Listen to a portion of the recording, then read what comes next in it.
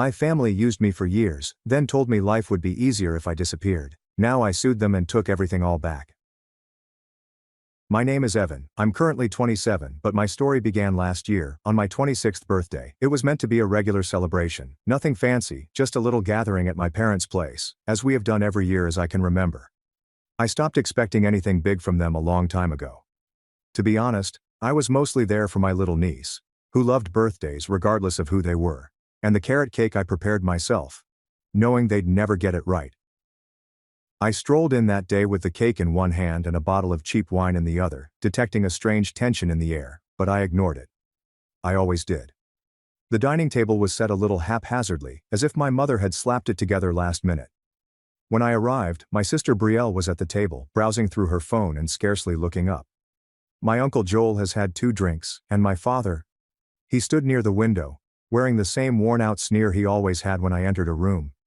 The one that said, "You're not really part of this." I set the cake down and feigned a grin.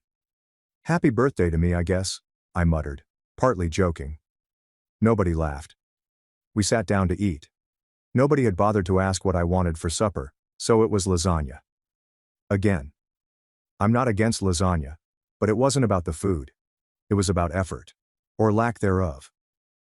I attempted to make small chat, asking Brielle about her position at the design business, mentioning my own recent promotion at work, which I had worked hard for, and even asking my mother about the garden she used to enjoy talking about. Silence. And then came the moment that ripped the rug out from under me and ruined any last hope I had for healing our fractured family.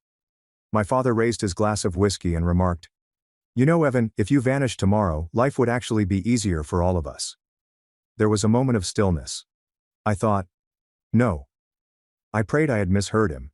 Perhaps that was a bad attempt at black comedy, but Joel laughed as if it was the greatest thing he'd heard all day. "Man's got a point," he snorted. I turned to my mother. Her expression was blank. Not surprised or offended, just vacant. She said nothing and did not even flinch.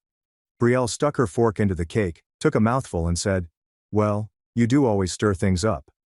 I couldn't move for a while. I stared at them all. I wasn't sure whether to cry, yell, or simply walk away. My throat felt tight. My chest burned, but I didn't say anything. I gently rose up, nodded once and said, "Got it." I then departed. There was no scene or yelling. I just walked out into the night, drove back to my small apartment, and sat in the darkness for hours, trying to figure out what had happened.